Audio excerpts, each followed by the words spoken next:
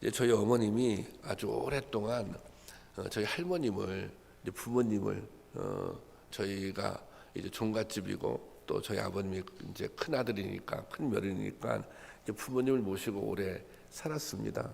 이제 할아버지가 먼저 돌아가시고 이제 할머니를 이제 그 모시고 살았는데, 그때는 요양원, 뭐 요양병원 그런 게 없어서 돌아가실 때까지 그 이제 모셨어요. 모셨는데 뭐 나중에는 너무 연로하시니까 이제 기동을 할 수가 없잖아요. 그러니까 다 대소변도 받아내고 또 뭐 욕창이 생기지 않도록 매일 목욕시키고, 그렇게 이제 몇 년을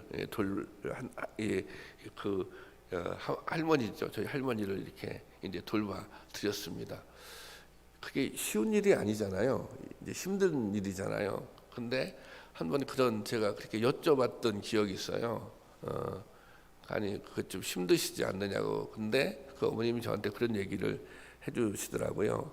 그 결혼은 이제 원망스러운 생각이 들 때도 있는데, 그 저희 할머님이 어머니한테 굉장히 잘해주셨답니다.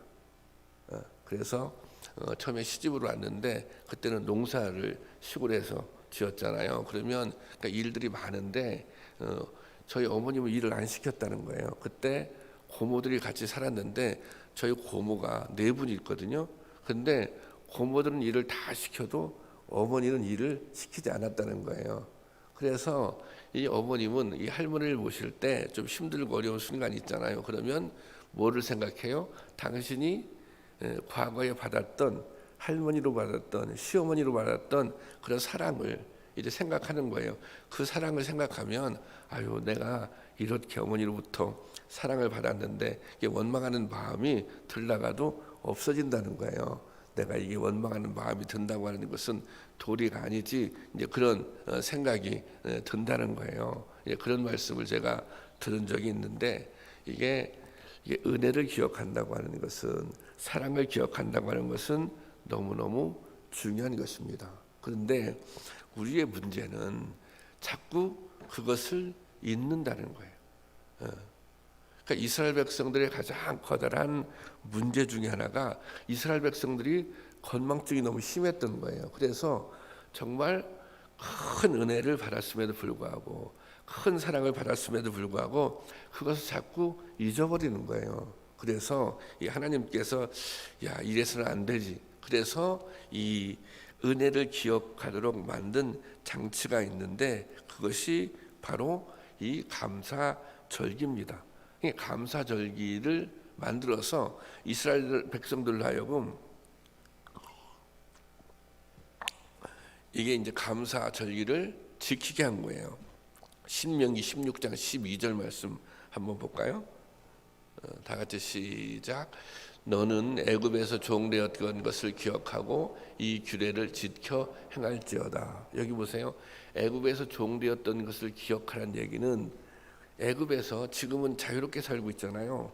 그러면 애굽에서 종되었던 것을 기억하라고 하는 것은 그때 그 종살이로부터 이제 해방을 시켜 주었잖아요. 하나님께서 해방시켜 준 것, 하나님께서 구원시켜 준 것, 그 구원의 은혜를 기억하라는 것입니다.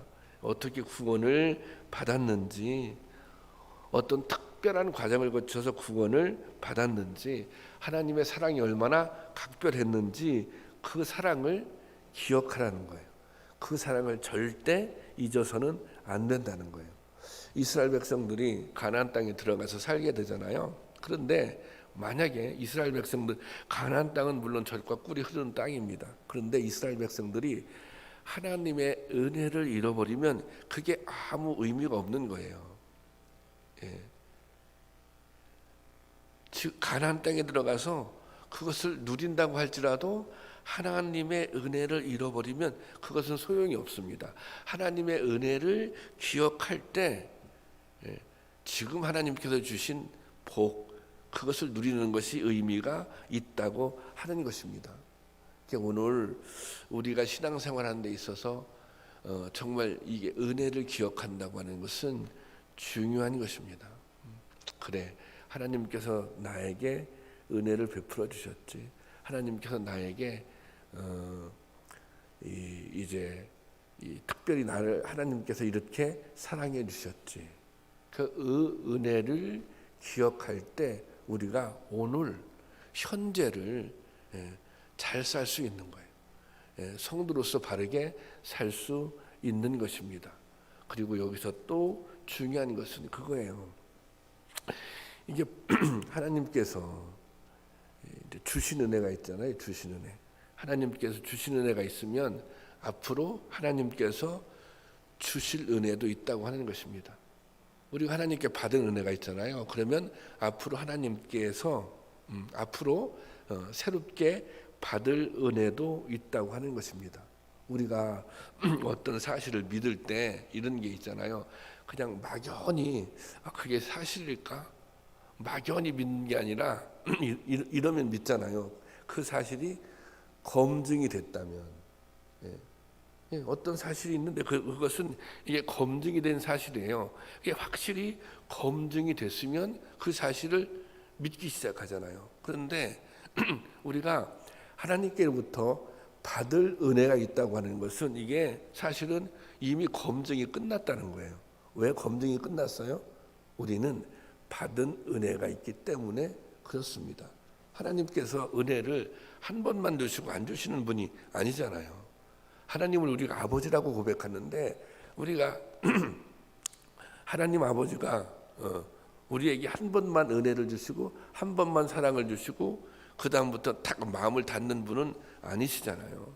하나님께 우리가 받은 은혜가 있다면 받을 은혜도 분명히 있다고 하는 사실을 여러분들이 믿고 기억하시기를 바랍니다. 그래서 성경 말씀 한 군데 더 볼까요? 출애굽기 19장 1절. 출애굽기 19장 1절. 자, 한번 보겠습니다. 시작. 이스라엘 자손이 애굽 땅을 떠난 지 3개월이 되던 날 그들이 시내 광야에 이르니라. 자, 지금 이게 무슨 말씀이냐면 하나님께서 이스라엘 백성들에게 너희들 앞으로 가나안 땅에 들어가면 절기를 지켜야 돼. 이게 절기를 지키라고 절기를 주신 시점이 요 시점입니다. 그러니까 하나님께서는 이스라엘 백성들이 가나안 땅에 들어갔어요. 잘 살고 있어요. 야, 너희들 지금 여기서 잘 살고 있으니까 절기를 지켜라, 이렇게 하시는 게 아니에요. 이스라엘 백성들이 가나안 땅에 들어가는 것이 아니라 지금 광야에 있을 때 절기를 지키라고 절기의 규례를 주신 것입니다. 그리고 지금 이스라엘 백성들의 상황은 어떤 상황이냐면 지금 애굽에서 떠나온 지 3개월 정도 된 거 아니에요. 그러니까 이스라엘 백성들은 지금 광야 한 가운데 있습니다. 또 그 애굽에서 탈출할 때 무슨 식량 같은 거 가져왔을 거 아니에요. 그런 것도 아마 다 떨어졌을 것입니다. 그리고 한 3개월 지났으면 얼마나 고단했겠어요. 그리고 지금 이제 지금 가나안 땅으로 가는 과정에 있어서 이게 이제 빠르게 직항로로 갈 수 있는 게 있거든요. 빠른 길이 있는데 그것도 이 블레셋 사람들이 가로막아가지고 지금 이제 돌아가고 있는 상황입니다. 그러니까 지금 상황이 어떤 상황이에요? 지금 상황이 절망적인 상황이에요. 지금 가장 힘들고 어려운 상황이에요. 지금 이스라엘 백성들이 애굽을 탈출해서 가장 힘들고 가장 어려운 광야에 있을 때 그때 하나님께서는 이스라엘 백성들에게 뭘 주신 거예요? 규례를 지키라고 규례를 주신 것입니다. 지금 가나안 땅에 들어가지도 않았는데 가나안 땅에 들어가면 이런 규례를 지켜, 감사절기를 지켜. 여러분, 이 규례는 어떤 의미가 담겨져 있는 것입니까? 지금 어렵지만, 지금은 힘들지만, 지금은 약속이 이루어지는 것은 아니지만 하나님께서 가나안 땅에 이르게 하셨다고 약속하셨으니 이 약속을 믿고 하나님을 신뢰하고 계속 전진하라는 것입니다.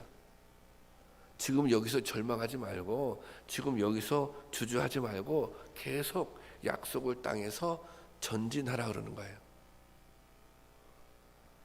이스라엘 백성들이 애굽을 어떻게 탈출했습니까? 아니, 하나님께서 구원해 주신 거잖아요. 그리고 약속해 준 거잖아요.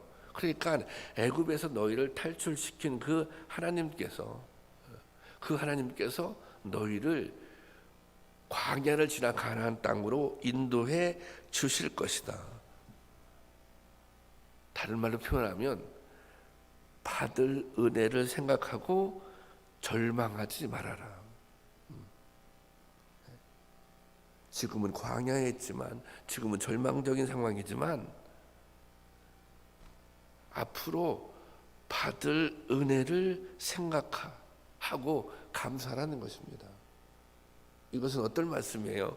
이것은 절망적인 상황에 있는 이스라엘 백성들에게 희망을 주고 격려하는 말씀이에요. 저는 이것은 우리에게도 오늘 동일한 하나님의 약속이라고 믿습니다. 지금은 어렵지만, 지금은 힘들지만, 지금은 절망스럽지만 내가 너희들에게 줄 은혜가 있어. 나로부터 다시 받을 은혜가 있어. 그러니 절망할 필요 없어. 낙심할 필요 없어. 나만 믿고 이 약속을 바라보고 전진하면 돼. 앞으로 나가면 돼. 그렇게 말씀하고 있는 것입니다. 우리가 무엇을 감사할 때 감사할 조건이 충족되었으면 감사하는 게 당연하죠. 감사할 조건이 있는데 감사하는 건 당연하죠. 그런데 이것은 신앙인이 아니어도 할 수 있습니다. 감사할 내용이 있어서 감사하는 것. 그런데 이게 신앙인만이 할 수 있는 게 있는데, 믿음을 가지고 있는 사람만이 할 수 있는데, 그것은 뭐냐면 현재 감사할 조건이 보이지 않아요. 그렇지만 무엇을 가지고 앞으로 주실 복, 주실 은혜를 믿고 감사할 수 있는 것은 이 성도들만이 할 수 있는 거예요. 그래서 이것을 뭐라 부르냐면 이것을 선불감사라. 선불. 하나님께서 은혜 주실 줄 믿고 미리 감사한다.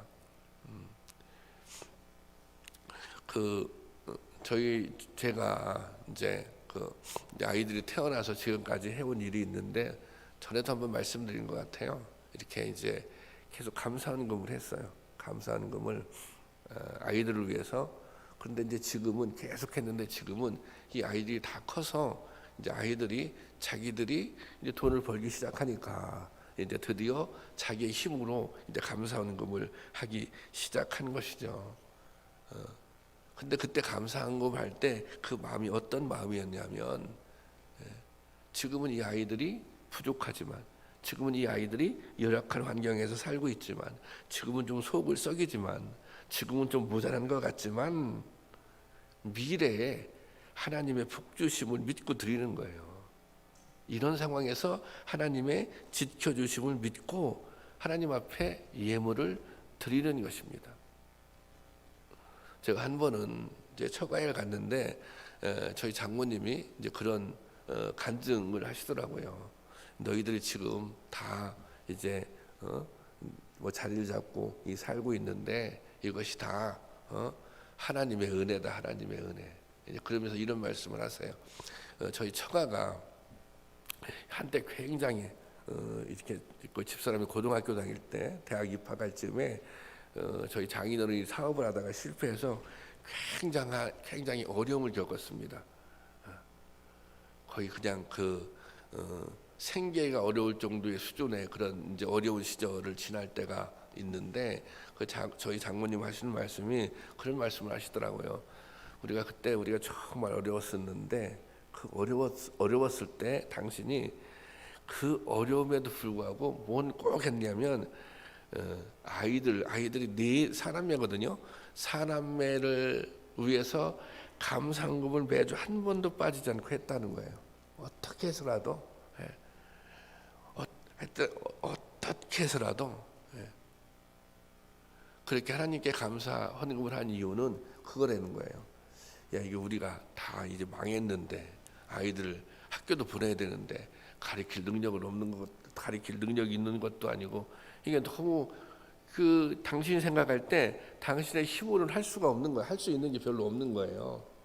할 수 있는 게 그러니까 이게 하나님께서 지켜달라고, 인도해달라고, 하나님께서 정말 이 아이들에게 복 주시라고, 이제 나는 어떻게 할 게 없다고, 나는 해줄 게 없다고, 그런 심정으로 감사헌금을 드렸다는 거예요. 뭐 그런 이제 간증처럼 그런 말씀을 하시더라고요. 여러분, 우리가 신앙생활을 하면서 정말 잊지 말아야 할 게 있습니다. 그것은 하나님께서 우리를 얼마나 사랑해 주셨는지, 내가 어떻게 구원을 받았는지, 그것을 잊으면 안 됩니다. 그것을 잊는 순간 우리는 성도로서의 삶의 자리, 성도로서의 정체성을 잃어버리기 시작합니다. 그렇지만 하나님께서 베풀어 주신 그 사랑, 그 은혜를 기억하게 되면 흔들리지 않습니다. 어떤 상황에도, 어떤 상황에서도. 그리고 한 가지 더 중요한 것은, 그래, 여태까지 지켜주신 하나님께서, 지금까지 은혜 주신 하나님께서 앞으로도 지켜주실 거야. 미래에도 함께 해주실 거야. 받을 은혜를 감사하고 기억한다고 하는 것은, 받은 은혜를 기억하고 감사한다고 하는 것은 다른 의미로 앞으로 받을 은혜도 확신한다는 것입니다. 단순히 받은 의미만 있는, 받은 은혜만 있는 게 아니에요. 받을 은혜를 기억한다고 하는 것, 받은 은혜를 감사한다고 하는 것은 받을 은혜까지 더불어 믿고 확신한다고 하는 것입니다. 바라기는 우리 모두에게 그런 은혜가 있기를, 하나님께서 그래 지금까지 은혜 주셨으니, 힘들고 어려운 때 지나게 하셨으니, 그래 앞으로도 은혜 주셔서 지켜주실 거야, 인도해 주실 거야, 그런 믿음의 확신이 우리에게 있기를 바라고, 그 확신이 오늘의 감사로 나타날 수 있기를 주님의 이름으로 축원합니다. 찬송가, 찬송가 한정. 자, 오늘 기도 제목이 떴는데요. 지금까지 은혜로 인도하시고 지켜주심을 감사합니다.